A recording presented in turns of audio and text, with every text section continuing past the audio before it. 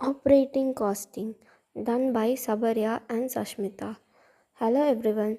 I am here to give introduction on the topic called operating costing. Operating costing is also known as service costing, and it is a method that is used to determine the cost of providing services to the organizations. It is commonly used in service industries like transportation, healthcare, hospitality, and other utilities. Its primary focus is on tracking and managing costs related to day to day operations like labor, fuel, maintenance, utilities, and other expenses required to deliver services. It also involves collecting and analyzing cost for a specific period and then allocating them to units of service like per mile for transport companies or per bed for hospitals to determine the cost per unit of service provided. This helps organizations to control their expenses and make informed pricing and operational decisions. Okay, now let's discuss a problem in operating costing. A transport service company is running four buses between two towns which are 50 kilometers apart.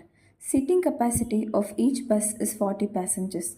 Actual passengers carried by 75% of the seating capacity. All the four buses ran on all days of the month April 2001. Each bus made one round trip per day. Calculate total kilometers and total passenger kilometers for the month. Okay, here we are required to calculate total kilometers and total passenger kilometers for the month. Total kilometers can be obtained by multiplying the number of buses with number of days, number of trips and distance of a single trip. Here the number of buses is 4, number of days is 30 since it is given for the month of April, number of trips is 2. In question, it is mentioned as a round trip per day. A round trip means the bus moves from point A to point B and it returns from point B to point A. Therefore, it is considered as two trips and distance of a single trip is 50 kilometers. When we solve this, we get the answer of 12,000 kilometers. Therefore, total kilometers is 12,000 kilometers.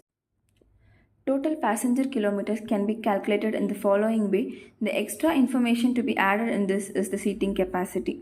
Therefore, the total passenger kilometer is obtained by multiplying the number of buses with number of days, number of trips, distance of a single trip, capacity, and normal passengers traveling, such that actual passengers traveled. The number of buses, as said before, 4. Number of days is 30. Number of trips is 2. Distance of a trip is 50 kilometers.